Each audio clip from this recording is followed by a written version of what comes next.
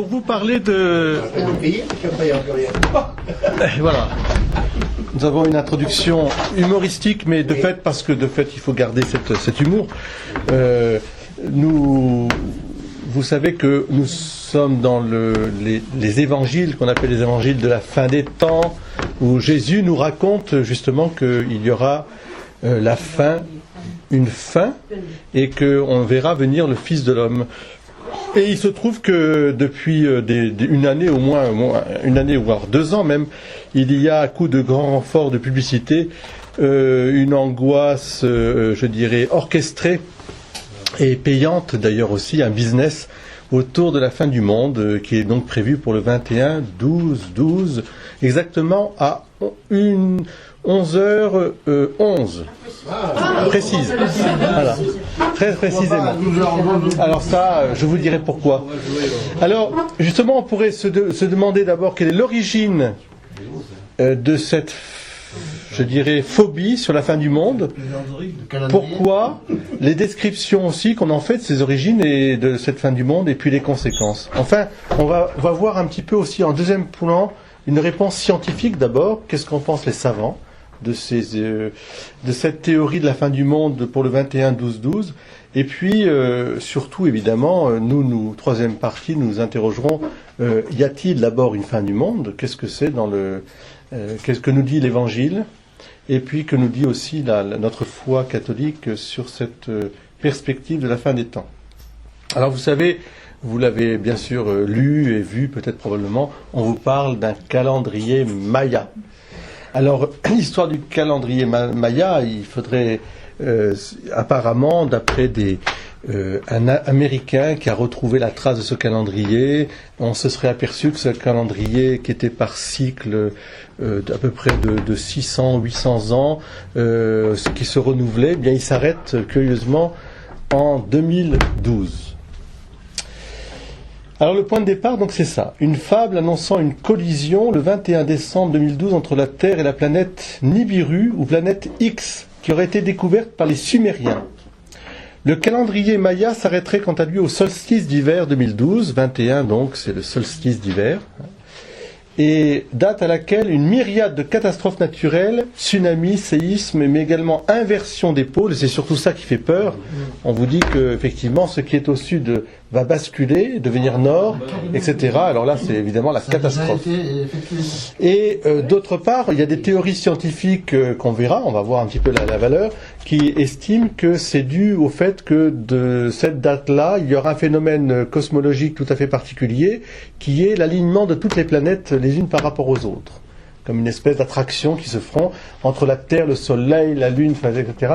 Elles seront toutes alignées dans un champ, une espèce de champ magnétique très fort, voilà. Et alors ça va provoquer ces catastrophes.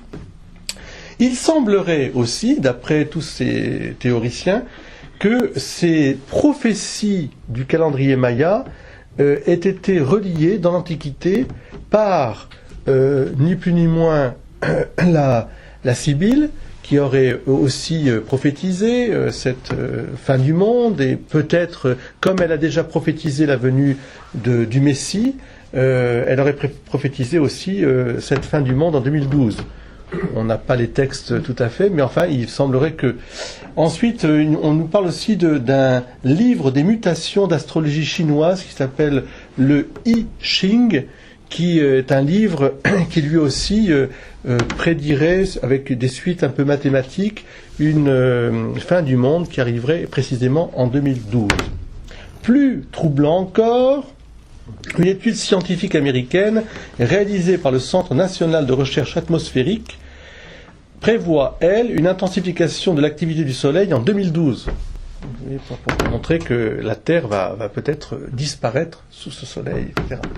Interprété par certains comme la preuve scientifique de ce bouleversement cosmique.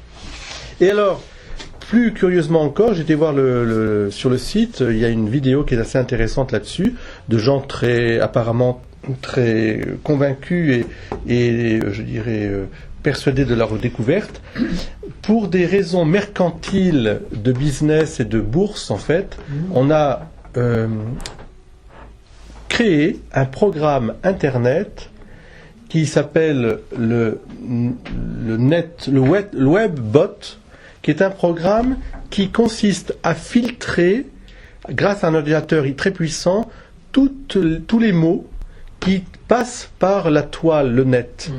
Et à travers ces mots qui passent, qui sont donc les mots que les gens envoient, on peut en déduire les préoccupations des gens. Et ça induit, et là c'est pas tout à fait faux, ça peut induire aussi, et c'est comme ça qu'ils font avec les mailings, etc., quand ils ont nos adresses, ça peut induire la consommation des gens, ce qu'ils attendent, les produits, etc. Et donc, ça indique, ça donne des prévisions pour la bourse, dans quelle orientation il faut aller, etc., etc.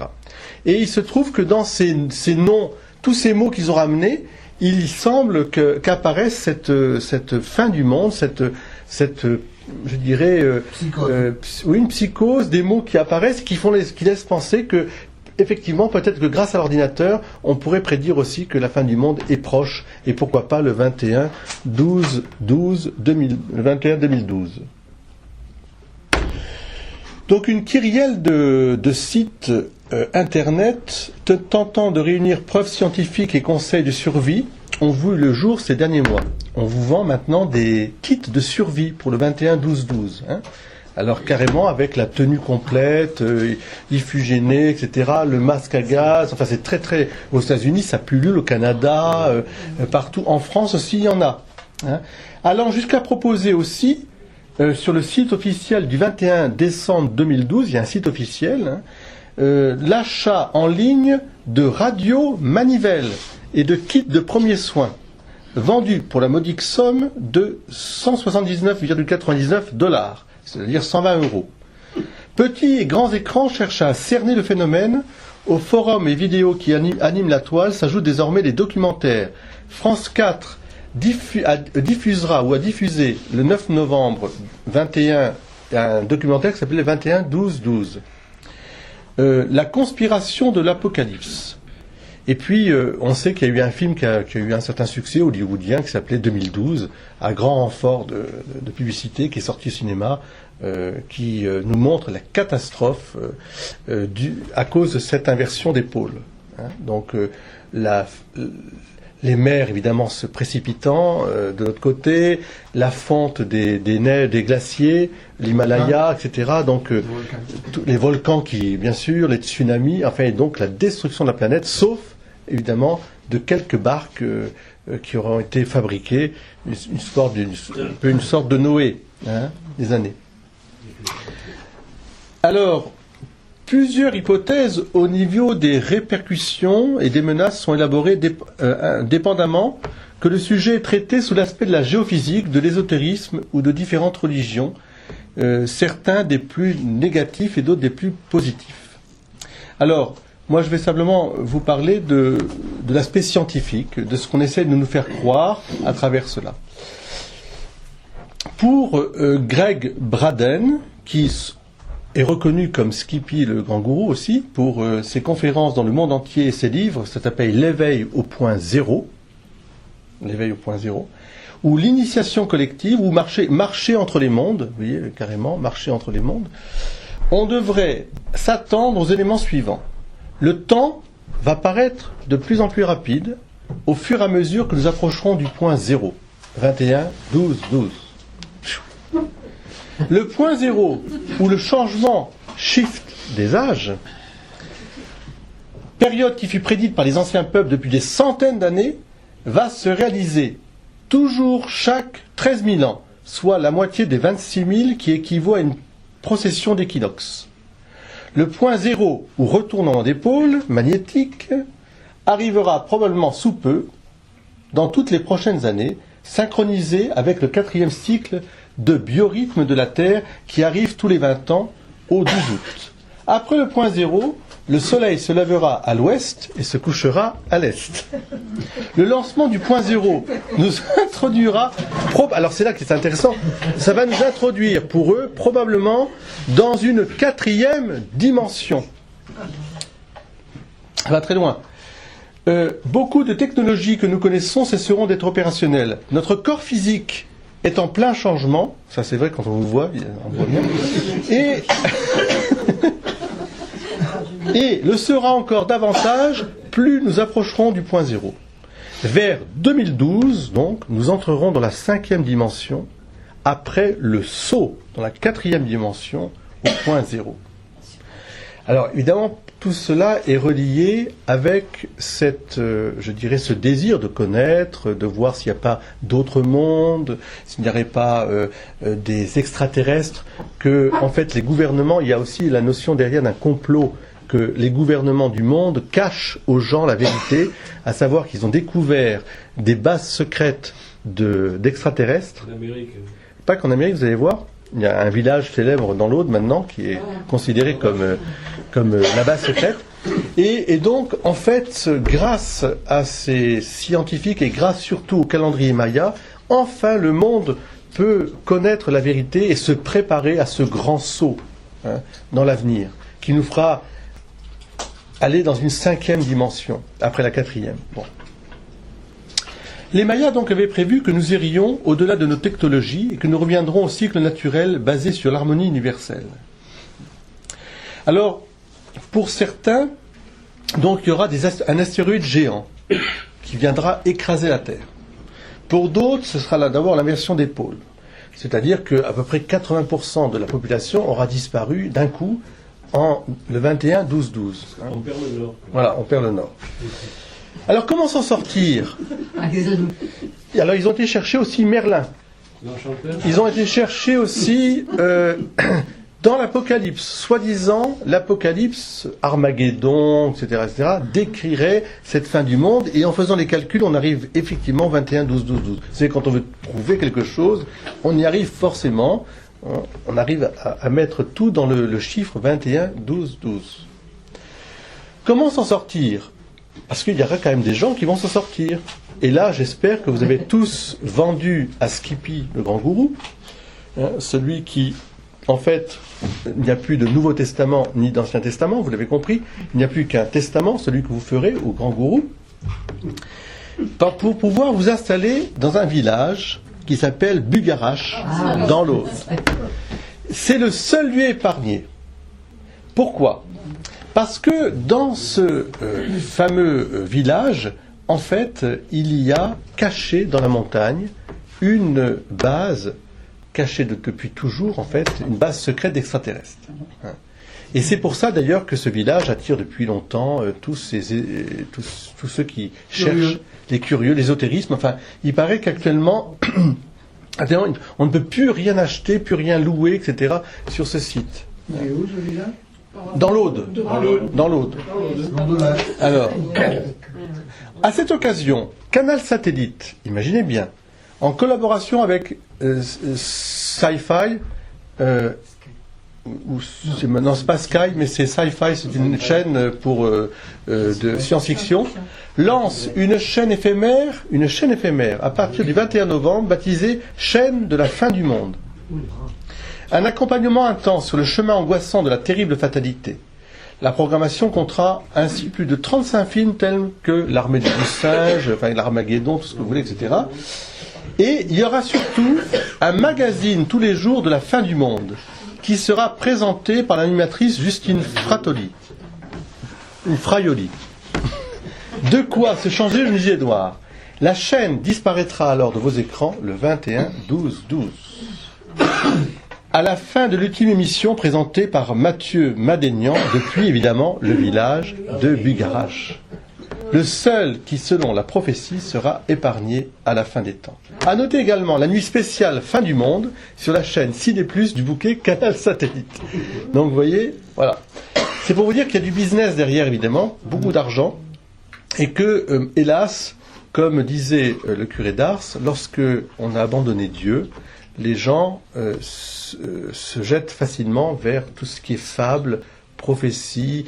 On peut leur dire des choses les plus extravagantes, qui vont partir sur un vaisseau spatial, etc., qu'il faut acheter. Ils croient. Plus c'est gros, plus ça va. Alors, qu'est-ce que les scientifiques, face à cette avalanche de business, enfin de showbiz et de médias, ont répondu? Eh bien, voilà, première chose, c'est que la NASA elle-même, visiblement inquiète quand même de voir qu'on la mettait à toutes les sauces, a choisi de publier sur son site internet un argumentaire assorti d'un question-réponse pour mettre un terme aux polémiques. Voilà ce que dit à peu près la NASA sur son site. Les scientifiques dignes de ce nom dans le monde savent que 2012 n'est associé à aucune menace particulière, d'un point de vue scientifique, astrologique, géophysique, etc. Neribu, la planète là, et toutes les histoires autour des planètes sont des rumeurs qui circulent sur Internet. Et encore une fois, les rumeurs. Faites attention, sur Internet circulent beaucoup de choses. On vous envoie des mails en vous disant faites attention à votre carte bancaire, gna gna gna, etc., etc.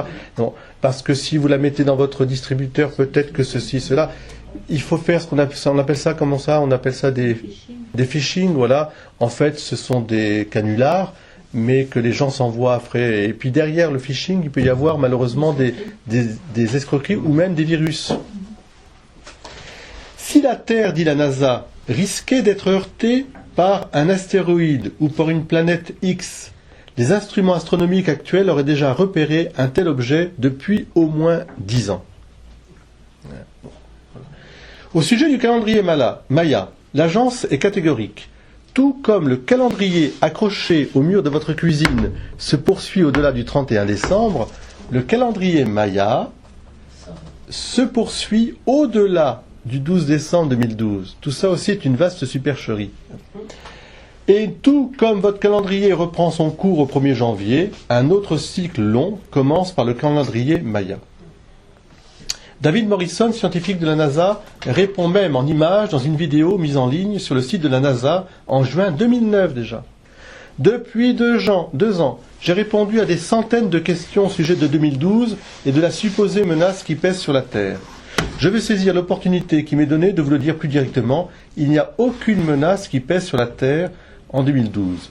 Toutes les thèses liées à l'apocalypse ne sont qu'une vaste rumeur. Alors, tout ça... Le menteur. Non, mais c'est argumenté, si vous voulez, ce sont des chercheurs qui sont des chercheurs ésotériques en général. Ils cherchent depuis des années à trouver des parchemins, des amulettes, des sites qui montreraient la trace du vaisseau spatial. Et comme je vous dis, quand on est persuadé d'une vérité, on tord la réalité de manière à ce qu'elle rentre dans cette vérité dont vous êtes persuadé. Tout est signe à ce moment-là. Tout devient signe.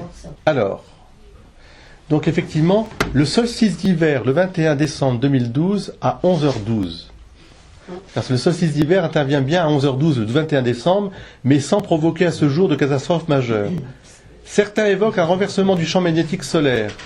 Ce phénomène, alors le renversement du champ magnétique solaire, c'est un phénomène qui existe bien, mais qui se déroule même tous les 11 ans à peu près, avec un pic d'activité variable et des tempêtes solaires plus ou moins importantes.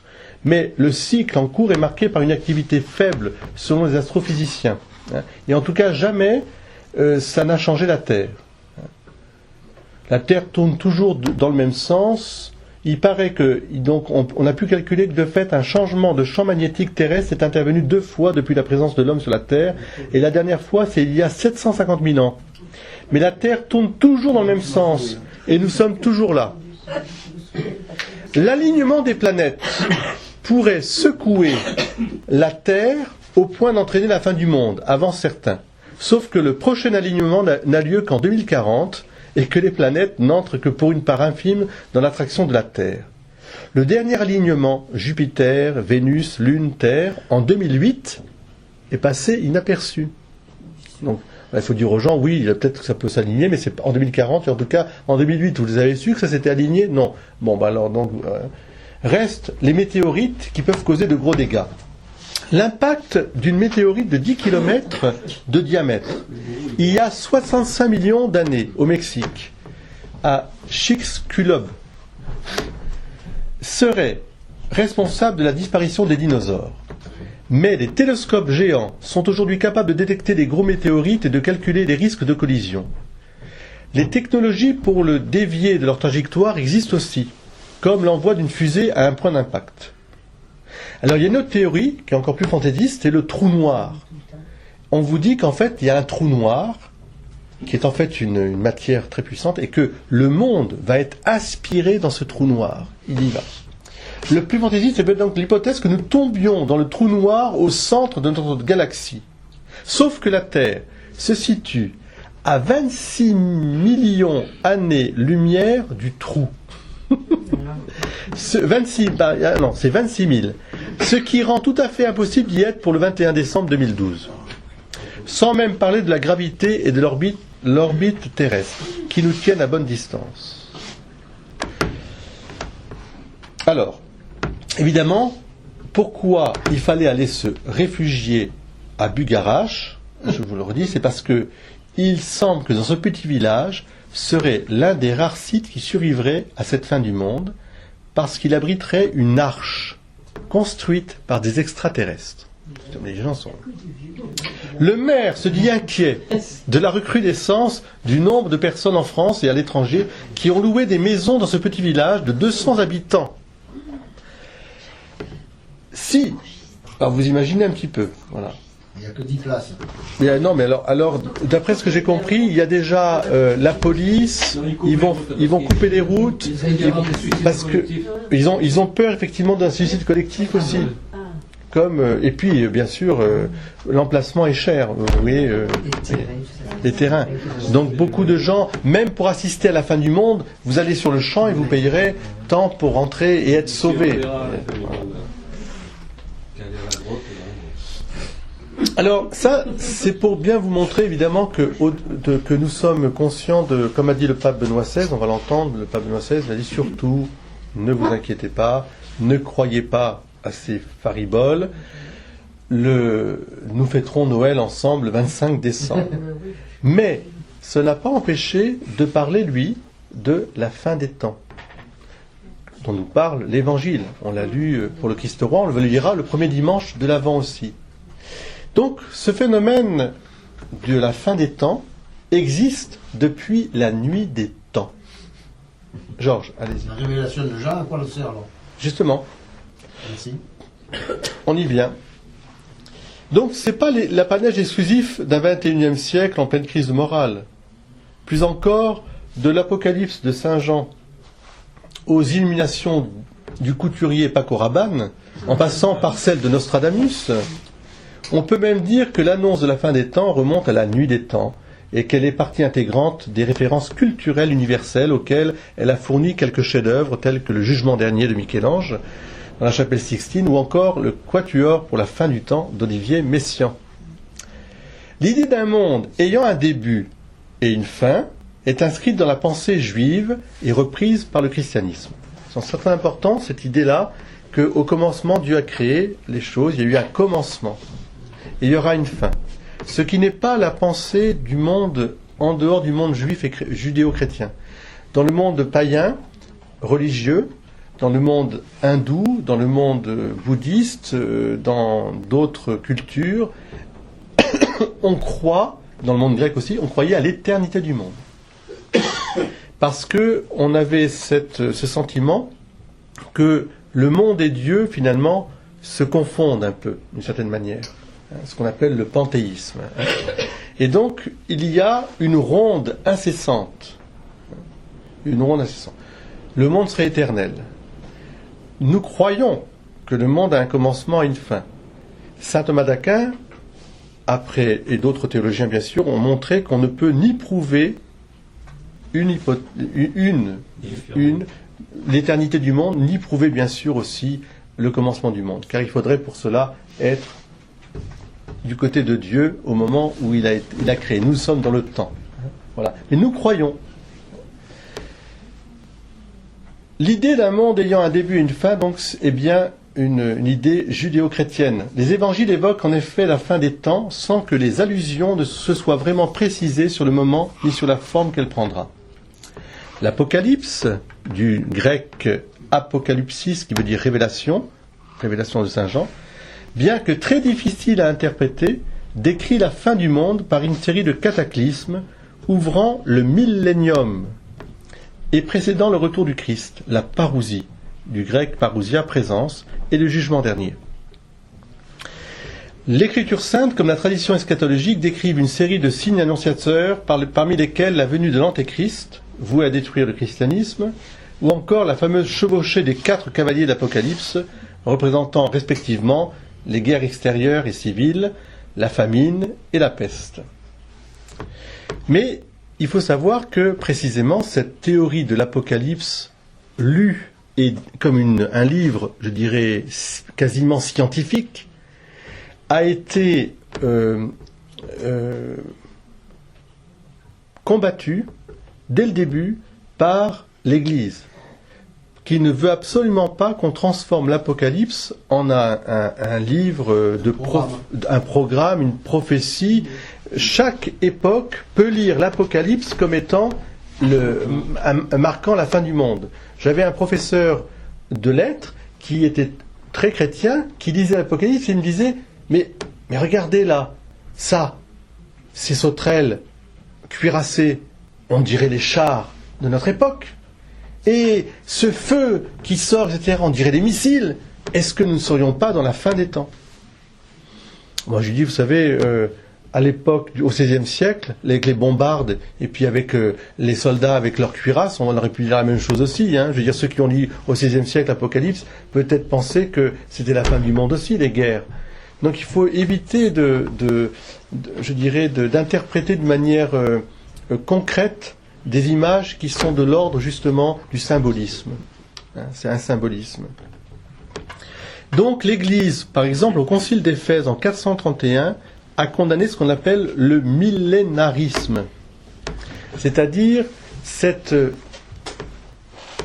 croyance que, et c'est pour ça que tous les 1000 ans, vous avez ce genre de phénomène, on a eu en 2000 aussi, tous les 1000 ans, 2000 ans, c'est la grande frousse, la frayeur, c'est la fin du monde, qui va précéder ensuite 1000 ans de paix avant que l'Antéchrist soit vaincu. Voilà.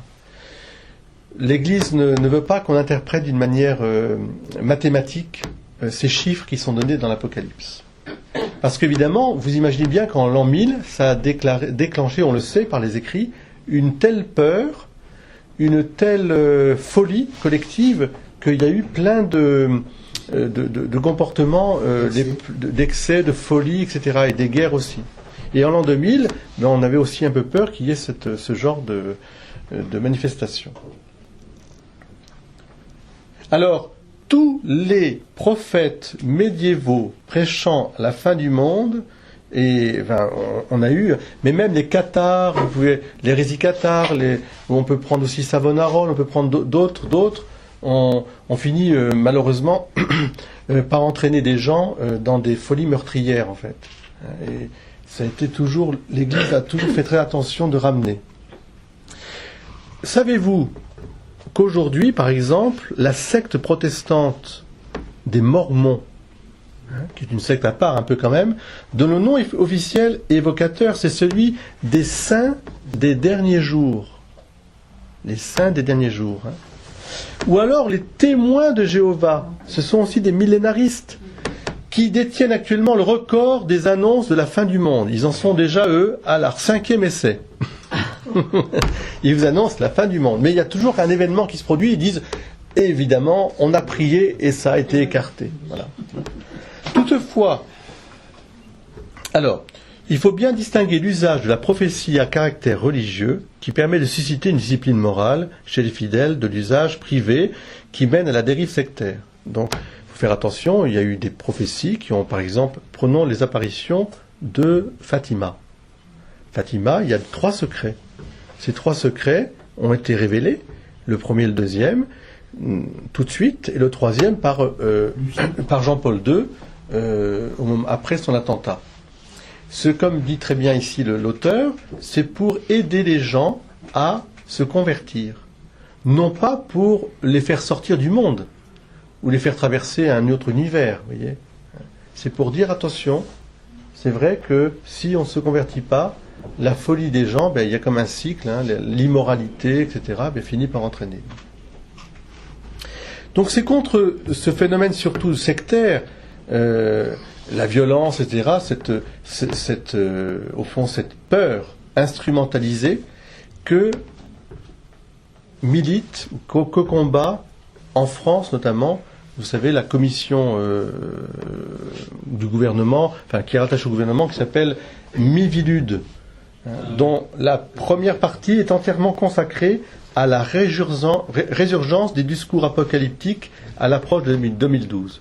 Car il faut savoir que tous les groupes sectaires manipulent plus ou moins un discours apocalyptique à un moment ou à un autre, pour tenir les gens dans leur peur, en disant, ça peut, et vous voyez, c'est pour ça que même dans le christianisme, il faut faire très attention, il peut y avoir, avec un réel souci de bien faire, de dire aux gens, moi j'avais entendu ça par exemple dans des retraites de Saint-Ignace, des gens qui prêchaient une retraite de Saint-Ignace avec un style un peu apocalyptique, en leur disant que le monde, c'était le péché, que la retraite dans le monastère, par exemple, ou dans tel couvent, etc., c'était le paradis, et que s'ils voulaient vraiment ne pas tomber dans ce monde de péché, il valait mieux qu'ils s'enferment dans le monastère, vous voyez.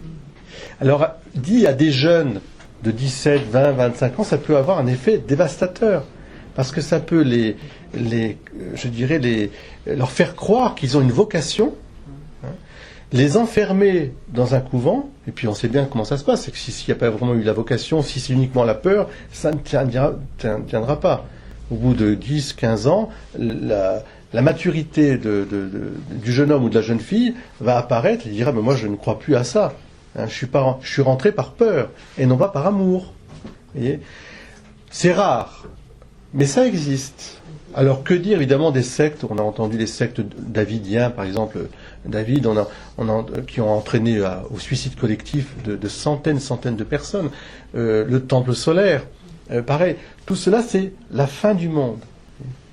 Et pour se sauver, il faut accepter de tout donner, son argent, sa liberté, sa vie, pour une vie hypothétique dans un autre ère, un autre univers, une autre dimension. Il y a toujours un peu ces mêmes discours qui apparaissent.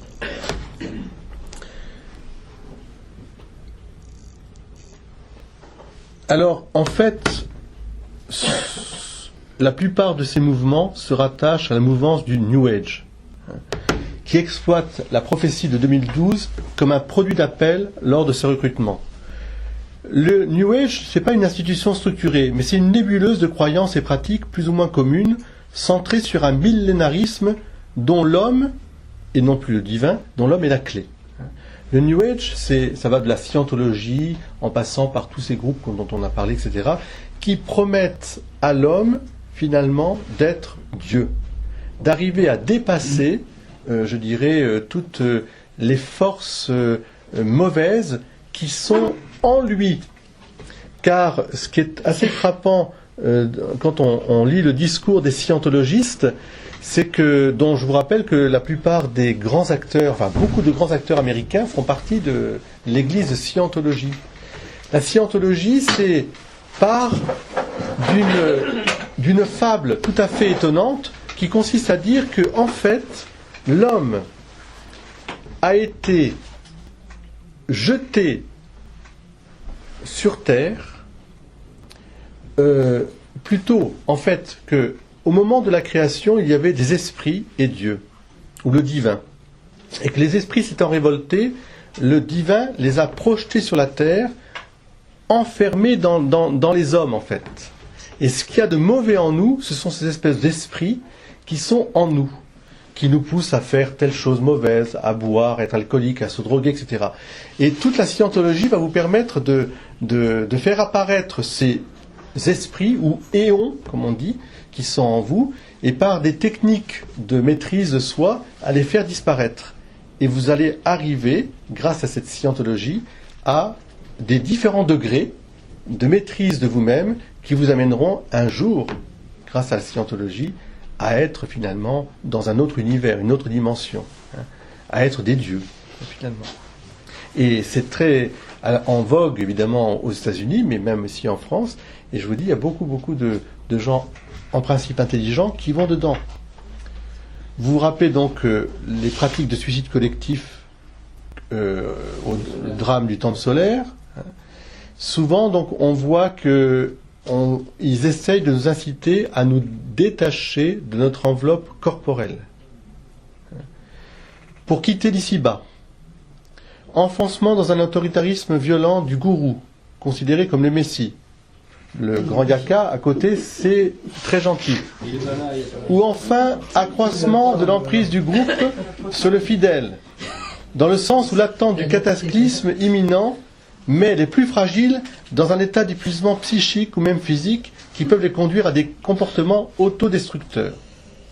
Entre parenthèses, tous les groupes fanatiques manipulent les consciences sur un aspect apocalyptique aussi. Quand on voit les kamikazes, enfin les gens qui vont se suicider en faisant sauter des bombes, c'est toujours le même discours. On vous promet, de l'autre côté, vous serez au paradis avec tout ce que vous voulez, etc., etc. Vous voyez ? Mais on leur fait croire et ils sont, voilà, au point qu'ils se détruisent eux-mêmes. Et les autres. Et bien sûr, ils détruisent les autres. Alors, vous connaissez des groupes connus qui sont apocalyptiques et qui vont tout à fait dans le 2012. Si je vais sur le site et je vous présente, d'ailleurs c'est tout à fait détestable, je vous dirai pourquoi, vous avez des groupes déjà connus qu'on appelle les Esséniens, qui reprennent les groupes juifs esséniens de l'Antiquité. Vous avez surtout les Raéliens, vous avez déjà entendu parler de Raël, les Raéliens, ou les enfants de Dieu, donc pour la fin du monde. Dans le groupe raélien, il y a vraiment une charge anti-catholique, qui est vraiment contre l'Église catholique. On lit, je suis allé voir sur le site, leur site, c'est vraiment une attaque contre l'Église catholique à tout bout de champ, et en incitant les gens à se débaptiser, pour rencontrer enfin la vérité. Parce que Raël, qui est le sectateur, lui, a été en prise avec les extraterrestres. Il est revenu, et il sait, et il vous dira, voilà, comment retrouver votre origine. Ça touche pas mal des gens quand même, parce que moi je vois des gens très sympathiques par ailleurs. Un monsieur m'a dit, mais pourquoi finalement on n'irait pas un jour découvrir ces planètes où il y a des extraterrestres, et puis on irait vivre là-bas, etc. Je dis oui, pourquoi pas, moi je suis pas... Pourquoi il n'y aurait pas d'autre vie ? Ça c'est une autre question.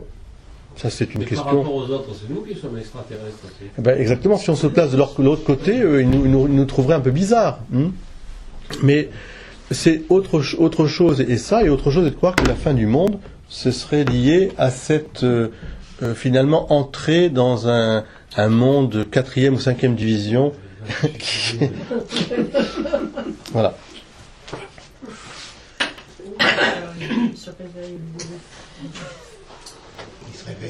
Alors il faut savoir aussi, c'est bon à savoir, qu'il y a un site aussi qui s'appelle Apocalypse 2.0 et télé-évangéliste. Ce qui prouve que même si vous voulez dans les mouvances dites chrétiennes, il y a ces groupuscules apocalyptiques qui sont dangereux aussi. La crise du temps présent à travers la catastrophe à venir. C'est toujours pareil. On vous dit tout va mal, mais parce qu'en fait c'est la fin du monde. Et comme ça résout le problème. Ces micro-groupes caractéristiques du millésisme 2012 de la fin du monde sont les fruits du développement d'Internet. Avec le XXIe siècle, fini Saint Jean et son apocalypse. Place au nouvel apocalypse, Apocalypse 2.0. Il y a plus de 2 500 000 pages répertoriées sur le 21 décembre 2012 sur Internet. Vous imaginez l'ampleur. 2 500 000 pages où on parle de l'apocalypse. Oui, c'est un matraquage. Ça a été recensé en 2010. Alors, imaginez ce que doit être en 2012 maintenant. Loin d'être des sites informatifs, ces pages web sont de véritables plateformes de recrutement à l'image des ascensionplanétaires.com. Vous voulez monter dans la soucoupe volante, là, ascension planétaire, vous faire la 4e dimension, 5e dimension, on va vous introduire, on va vous dire, mais il faut vous enregistrer. Et puis bien sûr, il faut faire un don. C'est Skippy le grand gourou. Vous vous rappelez. Voilà.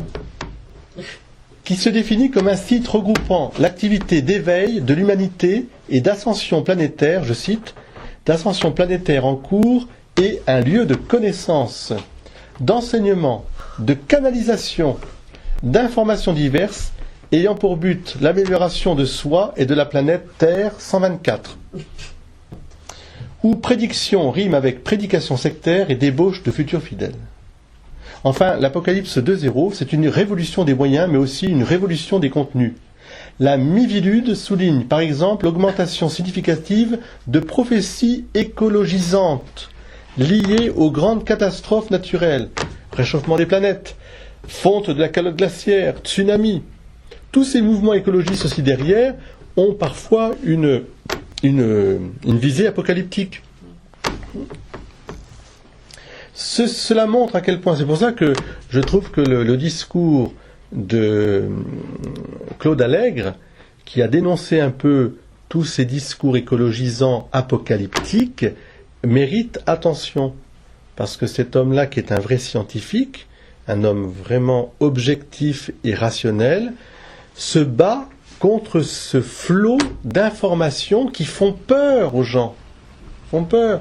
La planète est en train de se réchauffer, et donc bientôt on va tous brûler. Et puis, je sais pas, la couche d'ozone va disparaître, et on sera tous, etc. Et puis le tsunami, et puis la couche glaciaire, etc., etc. Alors, les gens sont là, ils regardent leur planète, et puis, donc c'est la fin du monde. Et vous imaginez qu'après, un discours, ce genre de présentation dite scientifique ou écologique, les gens peuvent tomber très facilement dans un discours ésotérique. Et on va leur dire, voilà, ralliez-vous à notre panache, voilà. Cela montre à quel point le très vieux discours prophétique sait s'actualiser et jouer sur les craintes contemporaines. Dans l'Occident actuel, plus personne ne s'inquiète de la famine, que représentait pourtant l'un des 4 cavaliers de l'Apocalypse. Et par conséquent, cette possible voie de destruction de l'humanité n'est plus en grâce dans les milieux des marchands de peur et de doute que sont les gourous. Alors là, je vous recommande un essai où vous connaissez l'écrivain Régis Debray, généraliste, bon, il a du bon sens. Il a écrit un essai qui s'appelle du bon usage des catastrophes, alors, dans lequel il dénonce l'annonce effectivement d'une apocalypse à venir. Il y voit ici le révélateur des problèmes de la société présente. 3 mois après Fukushima, le philosophe se demandait pourquoi nous sommes fascinés par les catastrophes et hypnotisés à ce point par les catastrophismes, le prophétisme de malheur. Pourquoi ? Loin de s'enfermer dans la manifestation extrême du catastrophisme ambiant, qu'est la récupération sectaire du message apocalyptique, Régis Debray analyse le phénomène en termes de crise. D'une part, crise du temps et de l'avenir incertain. Nous ne sommes plus dans une société à projet commun, mais dans une société à risque commun qui capitalise sur la prolifération des moyens de sidération audiovisuelle face à la raréfaction des moyens d'intelligence des situations. Il veut dire par là que, en fait, on est plus dans une civilisation de réflexion, évidemment de travail laborieux, mais dans une civilisation où on reçoit tout par les médias. Voilà. C'est les médias qui vous informent. C'est donc une crise de l'intelligence, une crise de la rationalité, dit-il. Et du mythe aussi progressiste. On va vers un progrès forcément. Pour Debray, la science et la technologie ont failli à émanciper l'homme de son besoin de merveilleux. Par exemple, la Californie, c'est à la fois la capitale des spectacles, mais c'est aussi, ou du high-tech, mais c'est le refuge des sectes les plus délirantes. On va de l'un à l'autre. Ce n'est plus le prêtre ou le rabbin, mais bel et bien le sonneur de glas qui cultive l'angoisse et le vertige de l'humanité. Si, comme disait Triolet, pour être prophète, il suffit d'être pessimiste, gageons que le prêt-à-penser apocalyptique a encore de beaux jours devant lui. Tâchons seulement de nous rappeler que 2012 n'est que la 183e prédiction de la fin du monde depuis la chute de l'Empire romain. Alors, je termine simplement là-dessus. Que nous dit l'Église sur la fin du monde ? Voilà ce qu'elle nous dit. Vous savez ça dans le catéchisme de l'Église catholique. Et c'est peut-être la première fois qu'un texte doté d'une infaillibilité ordinaire est aussi explicite sur le contenu. Avant l'avènement du Christ, c'est-à-dire que nous attendons le retour de Jésus, l'Église doit passer par une épreuve finale qui ébranlera la foi de nombreux croyants. La persécution qui accompagne son pèlerinage sur terre dévoilera le mystère d'iniquité sous la forme d'une imposture religieuse, apportant aux hommes une solution apparente à tous leurs problèmes, au prix de l'apostasie de la vérité. Cette imposture religieuse suprême, c'est celle de l'Antichrist, c'est-à-dire un pseudo-messianisme où l'homme se glorifie lui-même à la place de Dieu et de son Messie venu dans la chair. Ce qui est important, c'est ce qui suit ensuite. Cette imposture christique ou antichristique se dessine déjà dans le monde à chaque fois que l'on prétend accomplir dans l'histoire l'espérance messianique qui ne peut s'achever qu'au-delà, à travers le jugement eschatologique. Même sous sa forme mitigée, l'Église a rejeté cette falsification du royaume à venir sous le nom de millénarisme, surtout sous la forme politique d'un messianisme sécularisé, intrinsèquement pervers. Toutes les fois que un programme, une idéologie religieuse ou politique vous promet le paradis sur terre, l'autodivinisation de l'homme, son autonomie absolue à se réaliser en dehors de tout, ça va depuis la théocratie, une espèce de pouvoir où Dieu régnerait parfaitement sur la terre, en passant par le communisme, qui était aussi une sorte de millénarisme, mais politique, en passant par les régimes totalitaires, mais ça va aussi, quand on vous parle de la crinogénisation, c'est-à-dire de cette folie qui consisterait à croire qu'on peut se faire glacer, congeler, juste avant que les cerveaux soient un petit peu, et que dans 200 ans, 300 ans, on va vous ressusciter, et que grâce à la technologie, vous aurez comme ça une vie extraordinaire pour la fin de temps. Tout ça, ce sont des falsifications du salut dans le Christ. Et c'est ça en fait qui est en jeu. L'Église n'entrera dans la gloire du royaume qu'à travers cette ultime Pâque où elle suivra son Seigneur dans sa mort et sa résurrection. Le royaume ne s'accomplira donc pas par un triomphe historique de l'Église, ça c'est très important, selon un progrès ascendant, mais par une victoire de Dieu sur le déchaînement ultime du mal, qui fera descendre du ciel son épouse. Le triomphe de Dieu sur la révolte du mal prendra la forme du jugement dernier, après l'ultime ébranlement cosmique de ce monde qui passe. Alors, il se trouve que le 18 novembre 2012, Benoît XVI s'est adressé, au cours de l'Angélus, à nous. Et voilà ce qu'il dit. Tout passe, mais la parole de Dieu ne change pas. Elle. Chacun de nous est responsable de son propre comportement. Et c'est sur cette base que nous serons jugés. C'est en ces termes que le pape s'est en effet adressé aux pèlerins et fidèles rassemblés place Saint-Pierre pour la prière de l'Angélus. Commentant le passage de l'évangile de Marc, où Jésus parle de la fin des temps, le pape a expliqué que ce texte n'est pas la description de la fin du monde, mais des indications sur le chemin que tous les disciples de chaque époque doivent suivre pour entrer dans la vie éternelle. Voilà ce qu'il dit.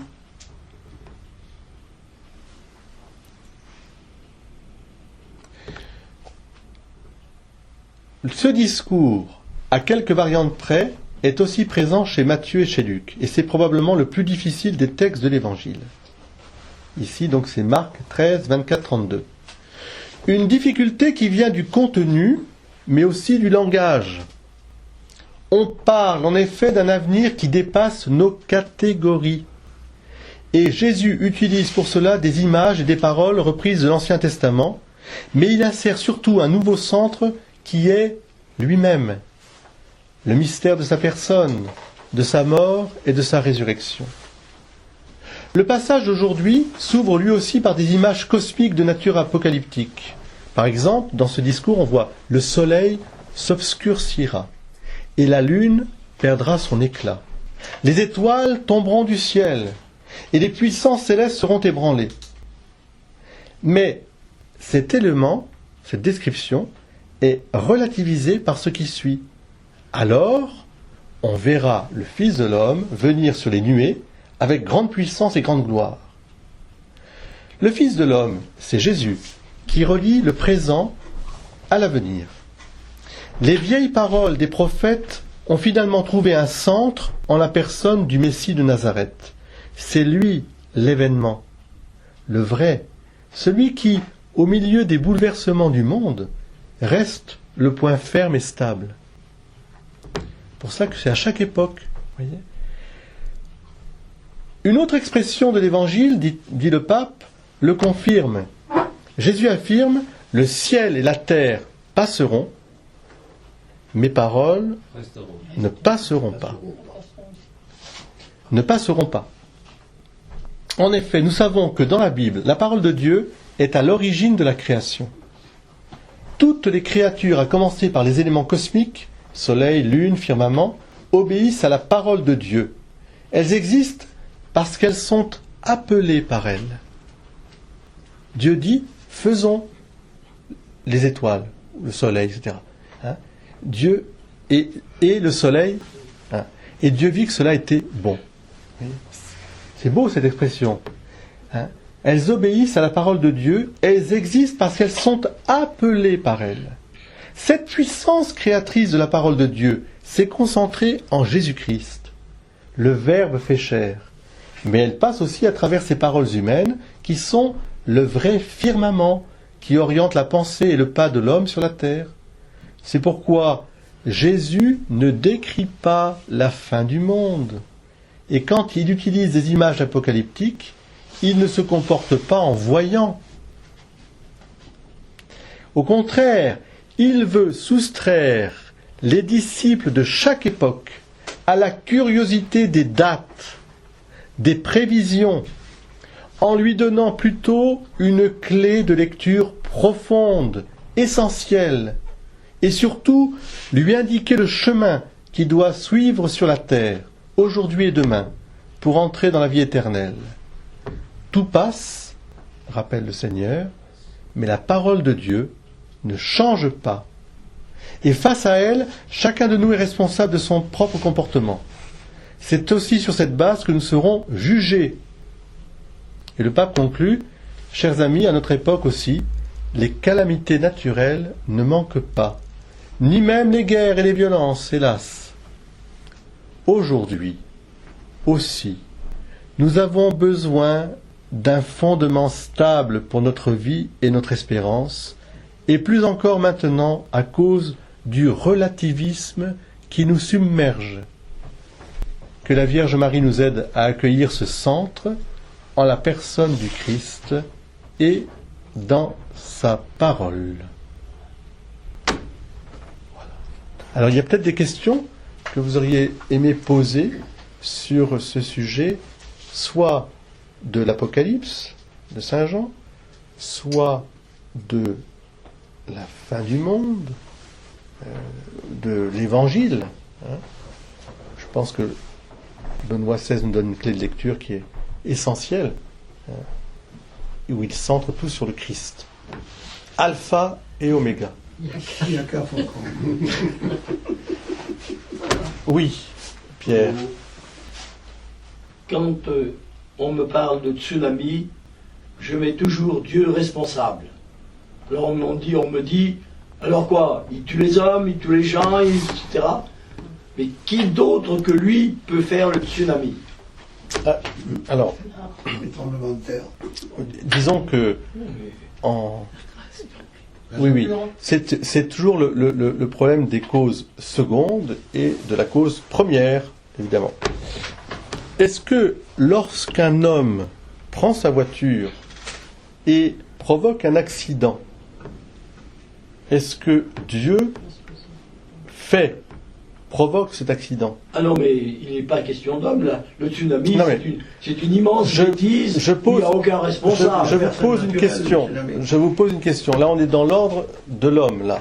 Est-ce que, lorsque quelqu'un va tuer quelqu'un d'autre, par exemple, est-ce que c'est Dieu qui sait tout, Ça n'a pas qui, de rapport. qui fait cette chose?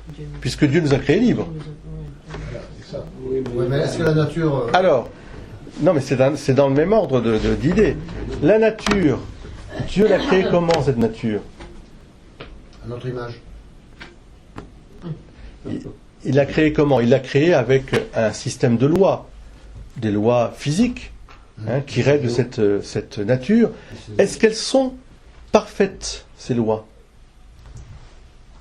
Il n'est parfait, ça. Peut-être que oui. Rien n'est parfait sur cette terre. Et bien sûr, nous savons que dans la nature, il y a parfois des cycles de saison qui se produisent bien comme il faut, puis parfois il y a des sécheresses, il peut y avoir des tremblements de terre, il peut y avoir aussi des tsunamis, comme vous dites. Hein. Ce n'est pas les premiers qui ont eu lieu, ce ne sont pas les derniers. Alors, Oui, mais qu'est-ce qui pousse ça pour y alors arriver? qu'est-ce qui pousse d'un point de vue scientifique? On sait qu'est-ce qui pousse. Le noyau. On sait que ce sont des plaques qui se touchent. Raison de plus, Voilà. si c'est les plaques, c'est bien lui qui les a faites et qui Alors. qui les gère. C'est une question qui mérite un grand débat. Pour ma part, je ne pense pas qu'on puisse y répondre comme ça aussi simplement, parce que d'une part, nous savons, et nous savons depuis longtemps, qu'il y a d'un point de vue scientifique, nous savons aussi que l'homme a sa part de responsabilité dans les catastrophes climatiques qui se produisent aujourd'hui. Alors, dans quelle mesure, etc., il faudrait voir, mais je reste persuadé que les essais nucléaires souterrains, que le fait de faire des forages à tout bout de champ dans la terre, etc., ne sont certainement pas sans incidence sur notre monde. Hein, un effet papillon. Un peu tous ensemble. D'un point de vue, je dirais, de révélation, nous savons dans l'Évangile que saint Paul nous parle d'une mystérieuse corrélation entre le péché de l'homme et la création qui a été bouleversée par ce péché. C'est très mystérieux. Je vous avoue que je n'ai pas de réponse. Il est certain que devant tout ce mal physique, cosmologique, et ce mal moral, il y a le pourquoi. Pourquoi? Pourquoi il y a des morts dans la guerre? Pourquoi? Mais c'est une question à laquelle nous répondrons que lorsque nous serons devant Dieu, parce que là, devant Dieu, on comprendra tout. Je ne sais pas, je ne peux pas vous donner de réponse, mais une chose aussi est sûre, Pierre, c'est que si vous dites les choses comme cela, brutalement, vous allez contre une vérité de foi essentielle de votre foi, qui est de dire que Dieu est amour. Si Dieu est amour, il n'est pas l'auteur du mal. Mais le tsunami, c'est pas un mal. Excusez-moi, mais le tsunami, Non, c'est une catastrophe. c'est une catastrophe naturelle qui entraîne un mal terrible. Donc si vous dites que Dieu est l'auteur du tsunami, vous faites penser à des gens qui disaient, voyez, Dieu a châtié l'humanité en envoyant le tsunami. Malheureux. Comment pouvoir penser une chose pareille? Dieu, au contraire, à mon avis, doit pleurer ce genre de choses. Mais il est dans un monde qui est... Il est le seul maître d'une pareille opération, quand même. Enfin, Oui, mais la création est toujours en mouvement. Elle est en développement. Elle est en mouvement. et qui a géré depuis toujours la création? Il n'y a que lui, il n'y a pas nous. Mais, Il n'y a pas un homme qui a géré Pierre, l'évolution de la création, c'est pas vrai. mais l'évolution de l'homme, c'est pareil. Dans votre comportement à vous, etc., il y a bien... Sans réponse. Je crois qu'il y a une réponse. Voilà. Là, en tout cas, il faut tenir à mordicus ces deux aspects. À la fois que la création vient de Dieu, de rien, que Dieu a tout créé, qu'il est tout puissant, et d'autre part que Dieu est bon. Parce que sinon, si vous présentez, c'est une vision un peu, je dirais, de l'Ancien Testament, du Dieu qui les éclaire, il part par les éclairs, etc. Il frappe. Non, Mais peut-être que les tsunamis, précisément, font qu'après, ça marche mieux. Bah ça c'est Oui. C'est causalité. c'est autre chose. Par exemple, pourquoi il y a eu 300 000 morts d'un coup? On pourrait se poser la question, évidemment. L'homme s'est développé au bord de ses rivages. On a peut-être construit un peu à tort et à travers. C'est possible aussi, comme on a vu à Louvèze, quand Louvèze a débordé. Après, on s'est posé la question. Mais je ne vais pas dire que c'est Dieu. Le tsunami au Japon, à Fujiyama, Oui. eh bien, il est heureux parce que de plus en plus, on essaye d'évacuer Les centrales nucléaires. les centrales nucléaires. Oui. C'est formidable. Oui, d'un mal, pardon, on peut en tirer. L'humanité peut en tirer un plus grand bien. D'accord. Mais je m'arrête là. Je vais m'arrêter là quand même sur ce terrain-là parce que à mon avis, on est devant un mystère qui nous échappe encore. Voilà. C'est pourquoi ce monde avec ses ratés, parce qu'on pourrait appeler ça des ratés. Ce sont des ratés quelque part, mais en même temps, effectivement, comme vous dites, ce sont des forces cosmiques qui s'affrontent. Je sais pas moi. Pourquoi telle étoile dont on voit la lumière, elle est morte? Parce que ça met du temps à nous parvenir. Non, mais ça, je sais, la lumière franchit encore les espaces. Mais à quoi ça sert? Quel est l'équilibre qu'il y a? Pourquoi ces planètes? Pourquoi? Vous voyez, donc, où étais-tu, dit Dieu à Job, quand je créais le monde? Où étais-tu? Voilà la réponse que Dieu dit à Job au moment où Job dit pourquoi? Devant le malheur, en fait. Pourquoi? Une question, Georges. Pour revenir à ce qui nous concerne, dans l'Apocalypse, Saint Jean, oui. Qu'est-ce que c'est? Saint Jean explique que c'est pas la peine au couvreur qui descend du toit pour chercher sa veste, que Dieu il faut qu'on reste là où Dieu nous a mis. Oui, c'est dans l'Évangile même. C'est dans l'Évangile. L'Apocalypse. Et que dans une... C'est Jésus lui-même dit, quand vous verrez ces signes, on l'a lu ce matin. Non, c'est dans Jean, ça. Quand vous verrez, oui, mais c'est dans Et l'Évangile. qu'il y aurait 2 tiers de l'humanité qui passerait à la casserole. Donc le 2 tiers de 6 milliards, ça fait 4 milliards. Oui, mais alors, Si vous voulez lire la Bible, c'est marqué dedans. non, mais justement, alors, que vient de nous dire le pape, Benoît XVI? Il nous dit, Non, mais moi je parle de la Bible, je parle pas du pape. non, mais moi je vous parle du pape parce que nous lisons la Bible en Église. Et lorsque le pape nous parle sérieusement de l'interprétation à donner au texte, il faut le prendre avec humilité et, je dirais, sagesse. Le pape ne va pas parler comme ça aux chrétiens pour leur dire, voilà. Il leur dit surtout, ne prenez pas ou n'interprétez pas d'une manière mathématique les chiffres qui sont donnés dans la Bible. D'accord? Tout à l'heure on parlait de ce qui va se passer, ça sera subite. Comme dit Jésus, donc, Jésus on peut nous pas dit, prévoir voilà, Jésus ce qui nous va se dit, passer. nul ne sait le jour Et et l'heure. l'heure. Voilà. Et par contre, ce que nous dit, c'est, comme dit Benoît XVI, centrez-vous sur ma personne. On vous dira le Christ est là, ne croyez pas, tel un éclair je viendrai. Par contre, vous avez tout ce qu'il faut pour vivre ici-bas, pour faire de votre vie sur la terre un commencement du ciel. Ça, c'est ce que j'appellerais vraiment le vrai l'Apocalypse en vrai, c'est-à-dire la fin des temps. Nous vivons déjà, nous sommes dans la fin des temps, puisque le Christ est remonté au ciel. Et cette période dont nous ne savons pas quand elle s'achèvera, elle est déjà en commencement en nous. Nous sommes déjà dans des ressuscités en puissance. Vous comprenez? C'est comme ça que nous devons être chrétiens. Nous devons manifester déjà que nous sommes des habitants du ciel, que sur la terre nous marchons vers le ciel. Et c'est par le bien, le service de Dieu et du prochain, que nous manifestons justement cette orientation, cette vraie apocalypse, si vous voulez. Le temps nouveau, ou les nouveaux temps, mais c'est déjà commencé.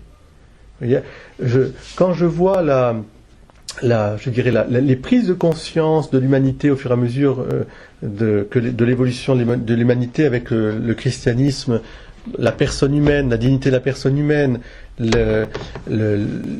l'égalité nature homme et femme, la dignité de la personne humaine, l'enfant dès sa conception jusqu'à sa fin, le vieillard par rapport à l'euthanasie, etc., je me rends compte que l'humanité a progressé dans une meilleure compréhension de la dignité de la personne humaine. Et en même temps, il y a toujours ces dangers de revenir à un monde que j'appellerais barbare, où la vie n'a plus aucun prix, où l'homme n'est plus référencé comme spirituel, mais uniquement comme matière. Une matière qui vaut la peine d'être sautée, balayée quand on veut, etc. D'un point de vue politique, économique, médical, etc. etc. Oui, mais là, on parle des prophéties, par exemple. C'est bien le thème aujourd'hui. Oui. Donc, Il nous faut vivre, si vous voulez, ces temps derniers. Nous sommes dans les temps derniers, Georges, hein, parce que il n'y a pas d'autre révélation que celle de Jésus-Christ. Une fois que Jésus-Christ est remonté au ciel et la mort. Non, l'Apocalypse, c'est la révélation sur, si vous voulez, la vie, le combat que nous menons ici-bas, hein, et aussi la victoire du Christ et la vie dans le ciel. Ce livre qui achève l'écriture, l'Apocalypse, est un livre symbolique qui a été écrit par Jean avec le vocabulaire, je dirais, un vocabulaire particulier du genre apocalyptique que l'on retrouve chez Daniel. Il a écrit ça à peu près en 98-99 de notre ère. Hein. Mais il ne faut surtout pas y attacher une quelconque valeur scientifique. C'est vrai ce qu'il nous dit, mais c'est vrai d'une vérité, je dirais plutôt symbolique ou poétique, si vous voulez, mais il faudrait bien préciser le terme ici. Hein. Donc, n'allez pas prendre des chiffres et dire, par exemple, il y a des gens qui vous disent, il y a toute une théorie sur la carte bancaire dans les milieux apocalyptiques. Vous êtes lié au lobby de l'économie libérale, mondialiste, etc., etc. La preuve, vous avez la carte bancaire. La carte bancaire, vous vous dites, mais qu'est-ce que ça veut dire ça, la carte bancaire? Ils vont vous prouver par A plus B que c'est le fameux chiffre 666 de la bête qui vous relie à la bête. Vous êtes marqué par le chiffre 666. Mais j'ai vu chez des gens très évolués avoir peur en disant je ne veux pas de... Mais je dis mais certes, ces moyens-là peuvent être utilisés à des fins malhonnêtes. C'est comme la télévision, la vidéo, c'est ce que vous voulez. Mais n'allez pas dire que que le diable est dans la carte bancaire ou dans le... Enfin, ben voilà, par exemple, vous voyez, vous avez un exemple, Albert, de quelqu'un qui est pas loin de tomber dans les groupes apocalyptiques. Albert avec Skippy, le grand gourou. Je me suis converti. Merde.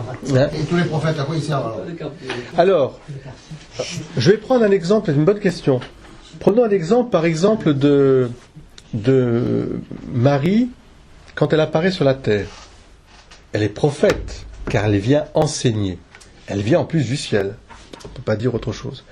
Qu'est-ce que dit Marie dans ses messages à Bernadette, à Lucie, etc., etc. Comment vous résumeriez le message de Marie à Lourdes, par exemple? On le connaît, le message à Lourdes. Voilà, comme dit Madeleine, priez et convertissez-vous. Et vous trouverez toujours ces deux choses qui nous ramènent au discours de Jésus. Quand vous verrez tout ceci apparaître, la faim, les guerres, les cataclysmes, etc., etc., relevez la tête. Ça veut dire, soyez des orants, des gens qui marchent avec la certitude que le Christ est au milieu d'eux, qu'il est garant. Chaque époque a cru, à un moment ou à un autre, que c'était la fin du monde. Et on peut comprendre. Augustin, voyant les troupes barbares déferler, renversant l'Empire romain, qui paraissait si stable, l'Empire romain, a cru que c'était la fin du monde. Et il a écrit un fameux discours qui a d'ailleurs servi de trame au prix Goncourt de cette année, discours sur la chute de Rome. Vous trouverez en librairie. Ce discours, il est célèbre parce que, en fait, il fait la distinction entre les civilisations ou les cités et puis le monde. Les civilisations sont mortelles, les cités tombent, mais le monde continue sa route. Jusqu'à quand? Nul ne sait le jour ni l'heure. Donc il peut y avoir la fin d'un monde, si vous voulez, d'une époque. Je prends l'exemple, par exemple, de ceux qui ont vécu les guerres de 14-18 ou de 39-45. Je pense que quand ils ont vu toutes ces guerres, ces fléaux, en une génération ou deux, on pu avoir 2, voire 3 guerres. 70, 14-18, 39-45. Vous imaginez qu'ils ne pensaient pas que c'était la fin du monde, tous ces déferlements de bombes, etc., etc. Bon. Donc, c'est ce qui veut dire, encore une fois, si vous voulez, que l'Apocalypse, il faut bien le voir comme un livre qui nous enseigne à vivre déjà la victoire du Christ sur le mal, Babylone, Bélial, etc., et à nous enseigner à vivre comme des orants. Car le grand livre de l'Apocalypse, on l'oublie de le dire, les parties les plus essentielles de l'Apocalypse ne sont pas celles liées au châtiment, mais celles liées à la vie des élus. Comment on voit, ils se comportent devant Dieu, devant les sages, devant la louange, etc. C'est extraordinaire comme livre. Moi, je dirais que c'est un livre qui décrit la liturgie. Voyez. Et nos assemblées dominicales sont des assemblées, je dirais, devraient être des assemblées de ressusciter, de transfigurer, si vous voulez. Même si nous sommes bien sur la terre et que c'est dur et qu'il y a bien sûr nos épreuves. Mais nous sommes déjà sauvés. C'est ce que... Vous savez, quand Jean-Paul II arrive dans ce contexte de guerre froide, de régime communiste qui s'étend apparemment, de crise économique aussi. 78, on est en plein dans le choc pétrolier, etc. Ben, il y a cette triste tout nez, etc. Puis lui, il arrive, polonais, là, qui vivait derrière les rideaux de fer, on disait les rideaux de fer. Alors déjà, première nouvelle, un pape élu polonais. Et puis alors, d'où il vient? Vous vous rappelez, quand on nous a dit Karol Wojtyla, moi j'étais là, j'ai dit, mais qui est cet homme-là? Qu'est-ce que c'est que cet homme? J'ai l'impression qu'il est tombé d'une planète. Karol Wojtyla. Déjà, Karol, le mot Karol, ça me faisait un peu rire. J'ai dit Karol, c'était un prénom féminin, alors je ne voyais pas trop ce que ça voulait dire. Karol Wojtyla. Et puis, première chose, n'ayez pas peur. Bon, est-ce qu'il a manqué de raison en disant ça? Est-ce qu'il est plus raisonnable de dire ça, comme Jean 23 d'ailleurs au moment du concile dit, n'écoutez pas les prophètes de mauvais augure. Ne les écoutez pas, car ils vous détournent de votre quotidien, de votre devoir d'État. Mes parents me racontaient qu'en 1946, à la sortie de la guerre, comme les bolcheviks étaient en train de prendre le dessus un peu partout, ils avaient annexé des pays d'Europe de l'Est, on parlait du communisme en France très fort, avec les grèves, etc. Quand ils étaient au Maroc, ils se sont mariés, on leur disait, mais vous êtes fous de vous marier. Les Russes vont arriver, et ça va être encore la guerre. Pourquoi se marier, avoir des enfants, vous voyez? Ben, en riant, mes parents me disent, oui, si on les avait écoutés, vous ne seriez pas là. Donc, voilà le discours. Le discours, c'est de dire le Seigneur, le même hier, aujourd'hui et demain. Il est l'alpha et l'oméga. Il est celui qui a vaincu le mal et la mort. Et nous nous orientons face à ça. Dans un monde, effectivement, qui est secoué par les catastrophes naturelles, par le péché, par le mal, par les guerres, par tout ça. Mais le chrétien, lui, il annonce l'espérance. Il est veilleur. Alors je rejoins un peu ce que disait Georges, Isaïe, veilleur. Il y a un très beau texte sur celui qui veille. Il est en train de veiller, il regarde au loin. Vois-tu venir? Voilà. Je suis celui qui veille. Alors, bien sûr, pour nous, je suis sûr que cette conférence en soi ne vous aura pas apporté grand-chose sur la fin du monde, parce que vous savez, vous êtes dans l'espérance. Mais autour de vous, vous serez certainement confrontés à des personnes qui auront peur, plus ou moins. Des jeunes qui peuvent se laisser aussi prendre par ce genre de discours, soit tomber dans des sectes, soit tomber dans une espèce de, je dirais, de jusqu'au boutisme, des fanatiques de tout genre. Peut-être aussi des personnes âgées, ça peut arriver, qui regardant la télévision sont, impressionnées et peuvent être dans l'angoisse. Et il faut leur dire non. Relisez, pour avoir les dernières nouvelles, relisez l'Évangile et vous aurez cette espérance. Entrons dans l'espérance. Le 3e millénaire sera un siècle évidemment, un millénaire centré sur le Christ comme les autres.